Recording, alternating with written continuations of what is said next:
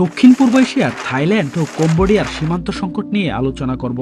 দুটি কান্ট্রির মাঝে সীমানা রয়েছে 817 কিলোমিটার। দুটি দেশের মাঝে শত বছরের সীমান্ত সংকট রয়েছে। সীমান্ত সংকটটি মূলত প্রিয়া বিহার মন্দিরকে কেন্দ্র করে।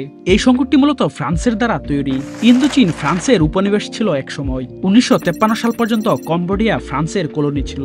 1907 সালে ফ্রান্স ও কম্বোডিয়ার মাঝে সীমানা নির্ধারণ করে ফ্রান্স। 11 শতকে নির্মিত মন্দিরটি চলে যায় কম্বোডিয়ার অংশে। তখন থেকেই দ্বন্দ্বের শুরু।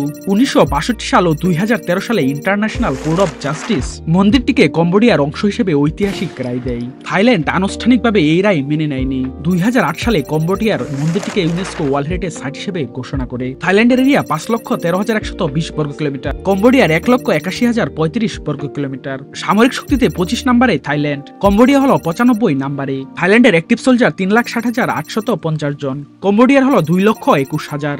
বলতে পারবেন এই যুদ্ধ শুরুর পেছনে কে?